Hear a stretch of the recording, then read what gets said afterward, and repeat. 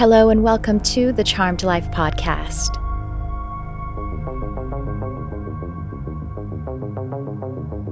This podcast is all about magic, metaphysics, mysticism, and the unconditional love of the universe. And I am your host. My name is Tricia Carr. Welcome to this episode. It's Tricia, and this is a rewind or time travel episode. I'm sharing with you content that was either created long ago.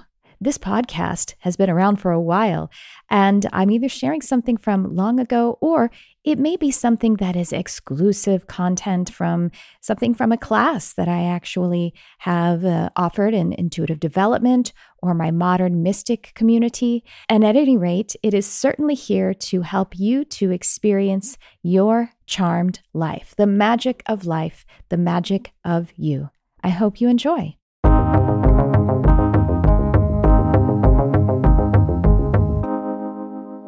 Let's talk about your everyday, your day-to-day intuition and how we can upgrade and up-level. Intuition really is available to us to guide every part of our lives.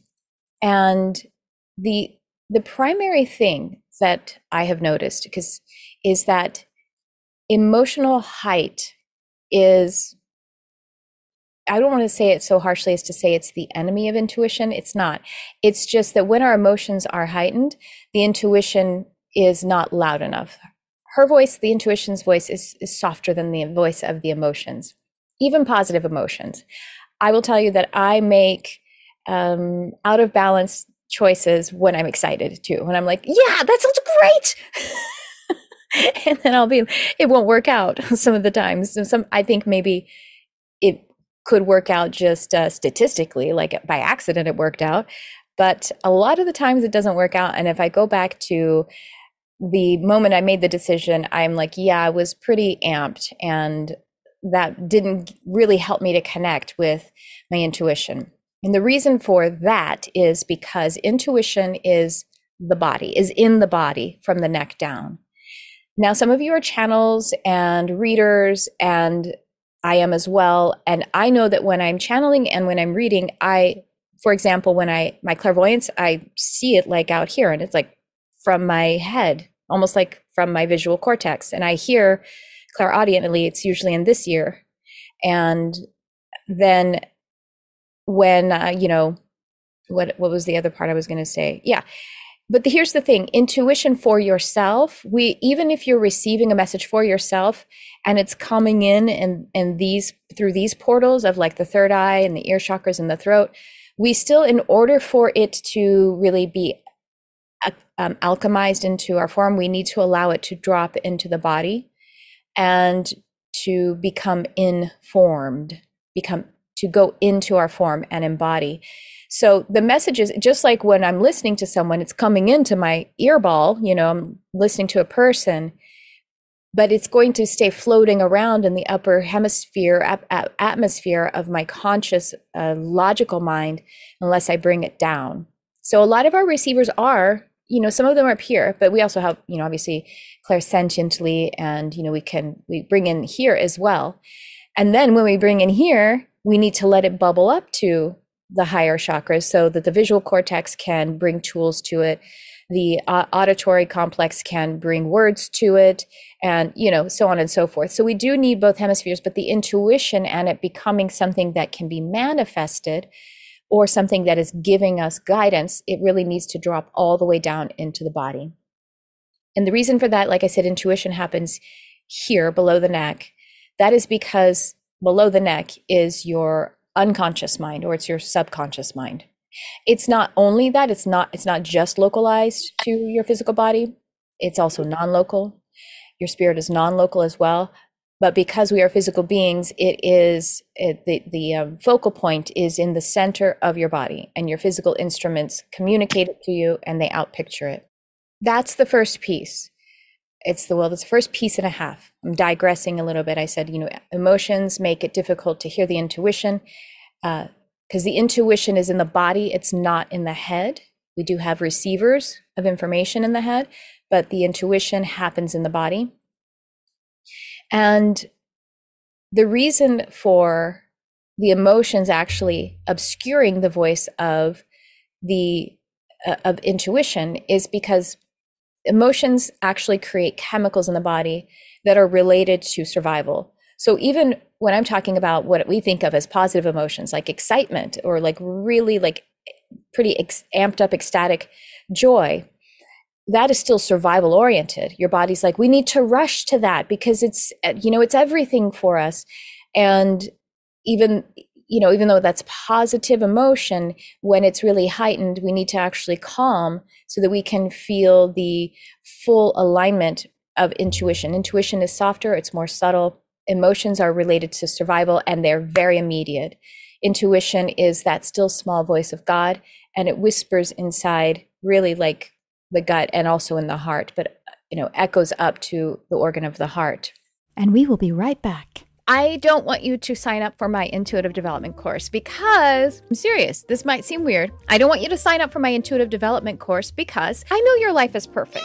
And if you sign up for my course, your life's going to get better. And if your life got better, from being perfect, it went to better because of taking my course, you're going to be pissed at me. And I'm an empath and I cannot handle emotional confrontation because everybody who's taken my courses, their life gets better because, of course, when you open your intuitive abilities, you are just vibrating to the higher plane of who you really are, your unity consciousness and your divinity. And since your life is already perfect, I don't want it to get better. And let's face it, when your life gets better, you have less to complain about. And complaining is really fun. So please don't click below and take my Intuitive Ability Psychic Development course. I won't see you there.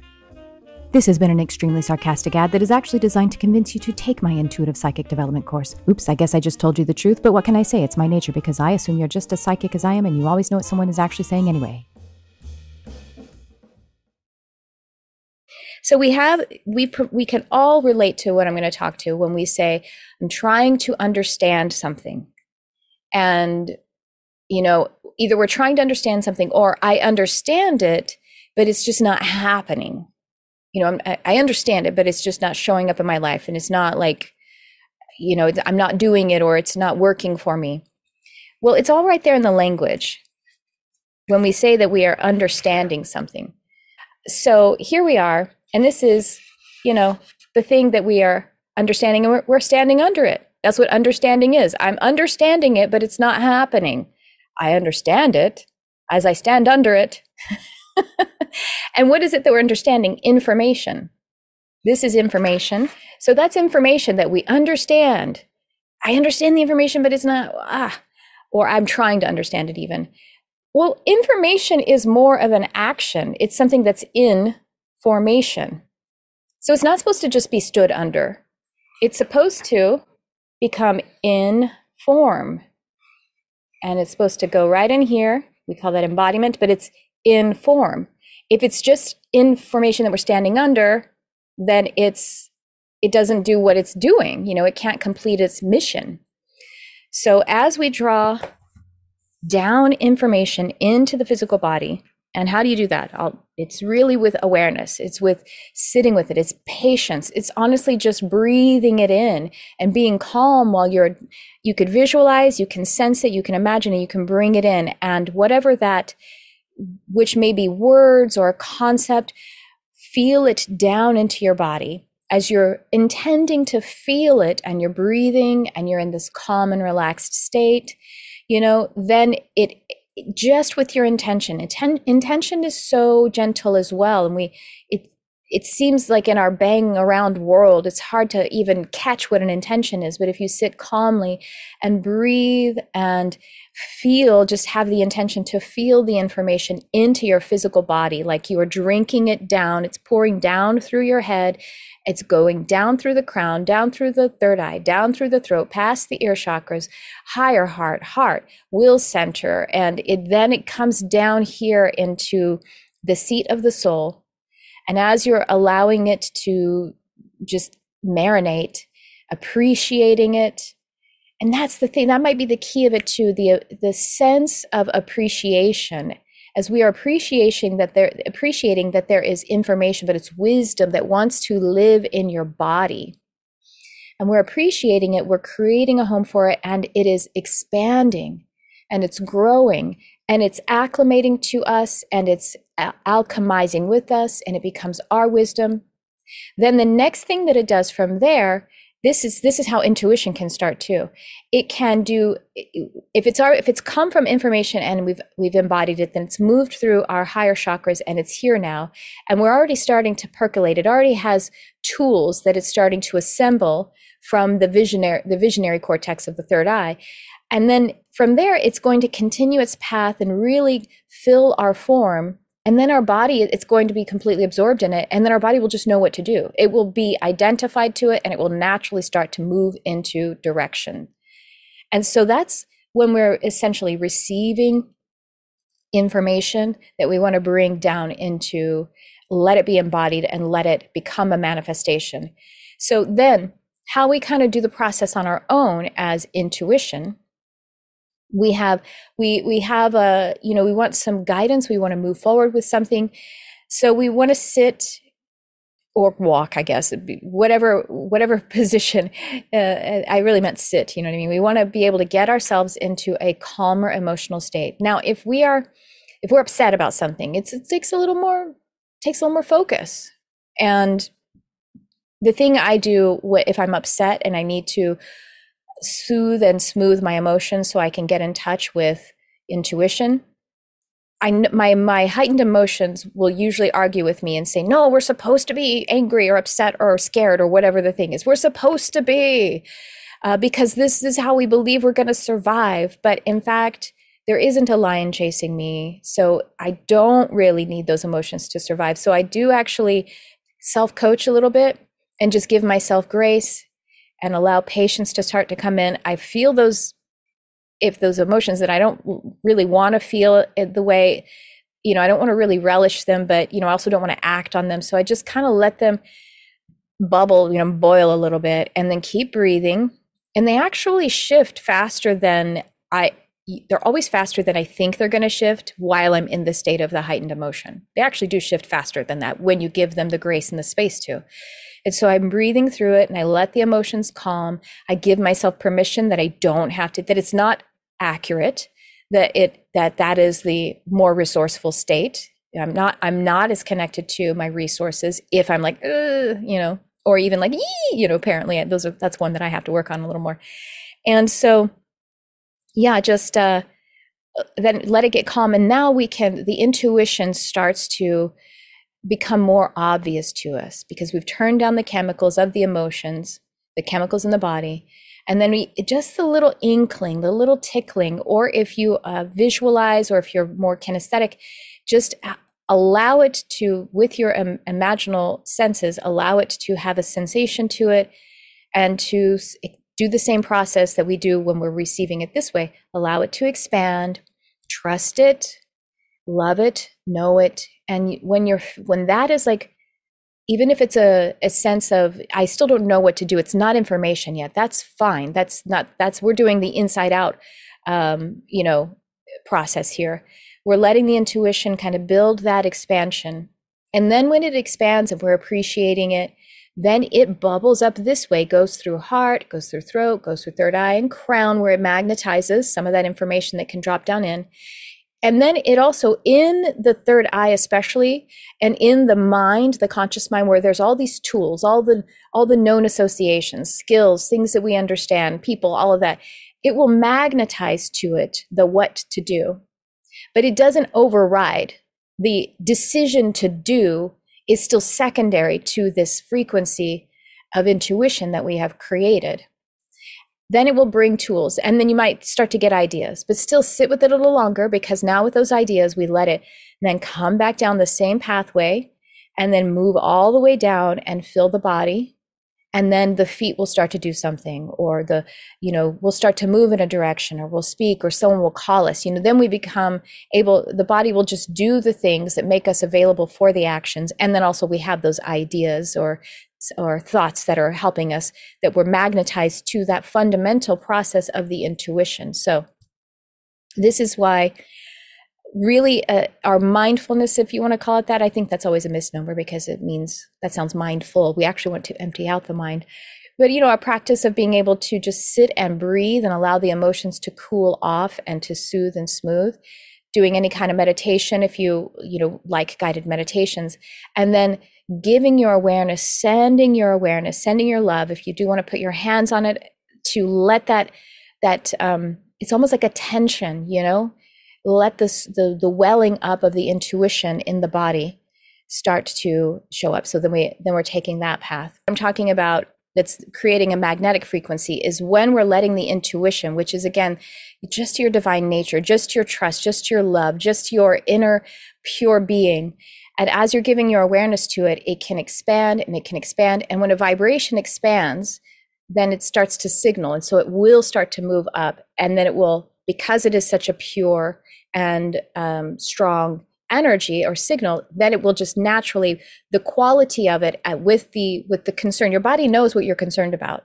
Your emotions think, I'm in charge of being angry about the concern, to remind us how pissed or fearful we are of something. But we don't need the emotions to remind us with, you know, like a heightened state in the body. The body already knows. So you don't really have to like force anything. There is a concern here. The body knows about it. You can take the mind offline. You can let the emotions calm down and just give your spirit awareness to the intent, the emotion, intuition, vibration building within you. Yes. And that's why we get the spirit chills, you know, when we get tingles, because it's because the intuition in your body is eating it up and saying that's accurate. And so, and the process you're referring to too, Kate, is like your body is getting it, but you want to go back to it because you want to enhance the process of your body understanding it and then allowing it to bubble up so that the mind can magnetize tools and, you know, and also just the conscious cognitive learning of it, that the intelligent learning of it, it's great. But when we have intelligent learning, which I have a lot of clients, and sometimes it's like you have the curse of intelligence. That's why you're feeling frustrated, because you're so smart, but some of that information hasn't gotten down into the body. So yeah, what you're doing there, Kate, is like the body is feeling it. It wants to do this process. You know what I mean? But let the body own it. That's when it really, you know. So yeah, that's cool. I know it blew my mind when that was just downloaded. And then my guest, Tricia, her husband, texted me on DM, I don't know them, on Instagram saying, oh my God. Oh. I know, and it's so simple in a way, right? All right, so I'm going to recap as I also see if there's anything else. Okay, so we have intuition is in the body, it's not in the head. The model of understanding versus embodiment / information as an actual action word, or it's more verbal. And even when one has divine inspiration, which seems to be coming in this way, or when we're learning something, or we're hearing something, or we're seeing some learning, we're reading, you know, when you're reading something that is inspirational or a wonderful story or something, it means something when we feel it, you know, that's when it's actually starting to become one with us. When felt, the body will move in alignment with the truth that it has now matched. And this is intuition as an organic process. I think it's important for us to realize that intuition and everything spiritual is organic. And our organs are alchemizing the spirit energy. That's what information is. It's something that becomes informed. That is the whole thing, the whole gig that we're doing here. Spirit is becoming flesh. And then as we, you know, give and we give, then flesh is returning to spirit. And so that is just the basis of the process. But as we're talking about intuition for everything, if we can breathe, if we can calm our emotions, breathe, and let that vibration become a frequency, it just happens naturally. When there's an idea that comes up from this pure frequency, then we'll be able to trust it. When we feel like, I don't know how to trust my intuition, I'm not sure. It might be because we're either forcing this process because we're trying to rush, or we haven't been able to calm the emotions, and, you know, or like me, I get seduced by the very positive emotions and ignored this process, and then my decisions aren't exactly aligned. Okay, so heightened emotions of any kind make it difficult to hear / feel intuition, however you might sense that.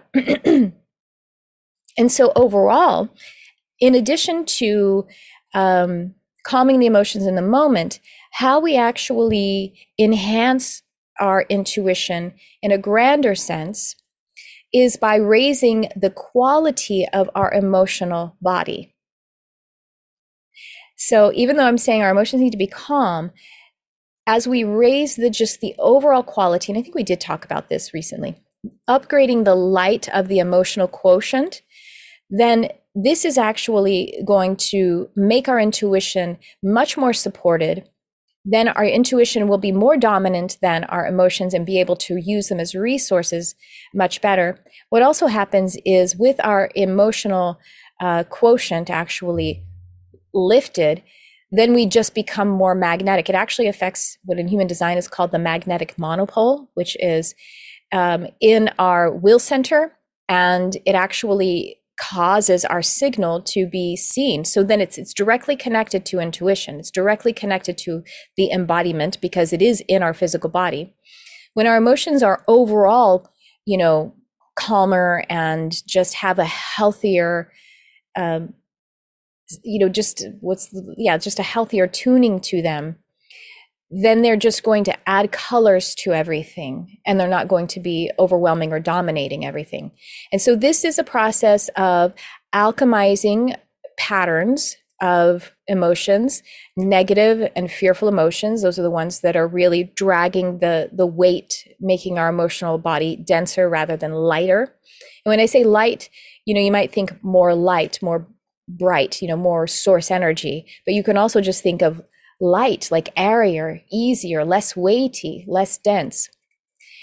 And so this is a process, like I say, of alchemy, and it's not just avoidance of lower emotions. We really can't sometimes we go, I got to put a pin in that because I got to get this thing done, understood. But I mean, as a practice, what we want to do is we want to have small times all throughout a day, small moments all the time. And then we also have big moments, which I know many of you do, if not all of you do. You have your big moments where you're really servicing yourself to heal some emotions or trauma or whatever, however you would frame it. We're always healing the emotions. And you may do that yourself, or you may, hire practitioners. And I think both are really great. Obviously, being able to do it yourself gives you much more access to it and gives you much more sovereignty in the process. But also all throughout the day, all throughout the nows. And so one way to quickly do a quick alchemy process with some kind of emotion, let's just use fear, something that's fearful. And we know that we don't actually have to switch into fight flight in order to save our child physically or, run from a lion. We can use reframe, and reframe is not the process of, again, avoidance. Reframing something is just recognizing the emotion or the trauma or the fear and recognizing it, giving it your concern and your compassion, but allowing it to realize that there are options and opportunities.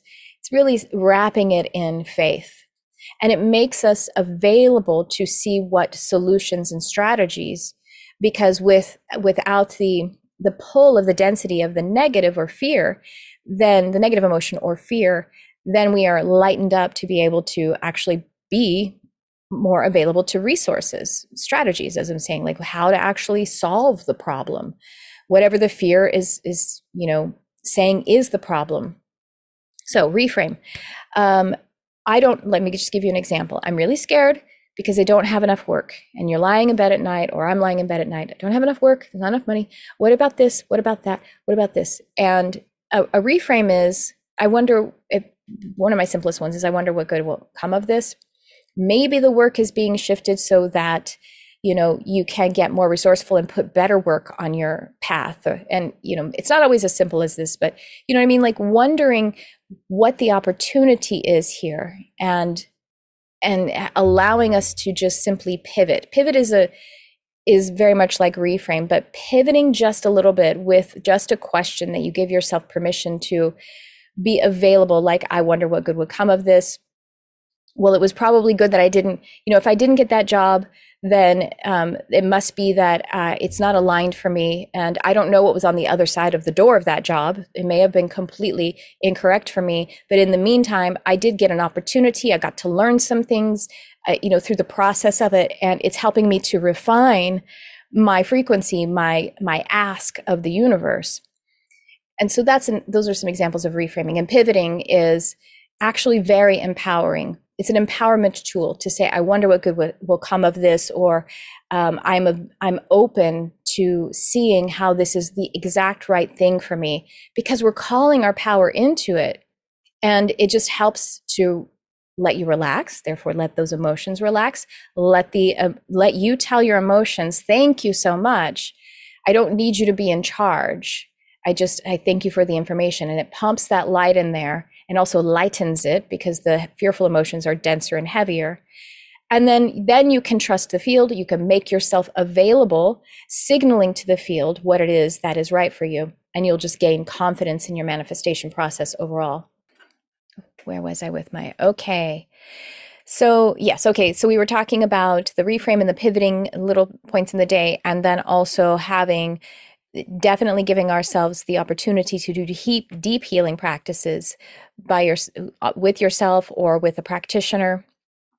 Deep healing is the key to deep alchemy, to be able to turn those traumas into the gold that they really are, the resource, the gold that they really are. I am personally, as I understand my human design, my theme, my incarnation cross, is basically, to sum it up, is to go through a bunch of pain, trauma, and chaos so that I can help others with their pain, trauma, and chaos. And so I know really that, as we had that class on core wounds, that they are the gold. And so, but processing those so that we don't have emotional energy that we're unconscious of, arrested in it and weighing down our emotional body, getting in there and releasing different forms of guilt, shame, being able to lighten up our emotions and boost our divine self-confidence. That does, again, attune our magnetic monopole so that we're able to just gravitate toward us, and also be gravitated toward the things that are in alignment for us. And then, it helps the intuition overall to be able to be louder, to be a stronger function that we can be, cooperating with. And for every single decision, really, we can do that. It's available to us. So there you go. Emotions and intuition, and how they correlate, and how the intuition can actually resource the emotions. But again, the intuition needs to be louder or stronger, needs to have the stage above the emotions. And there's one more thing I want to say. I did mention, like, some people have an emotional wave as in their human design. And even if you don't, there's nothing wrong with having strong emotions. That is actually a really great time. It's a great mutative process. It means, like, there's stuff getting done. We just don't want to act or make decisions from the emotions being heightened. We want to give them time to be able to do what it is they're going to do before we actually, let ourselves to make decisions. But powerful emotions are valuable. They're fantastic. It means stuff is happening. And if we then also give the emotions, then we reframe or we pivot and we say, okay, perfect. Whether that's an angry emotion or a fearful emotion, let it do and give it the space to do it, because then we can point it to it as a healing process. The worst thing we can do is to repress emotions, because then they're going to, honestly, they create disease in the body, and definitely not moving us toward that lightened emotional body, and therefore a more center stage intuition.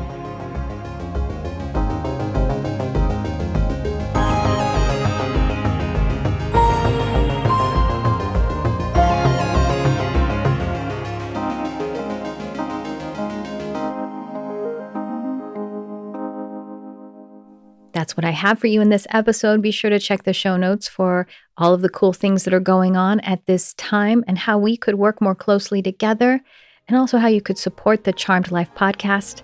Thanks for tuning in. I love you, whoever you are.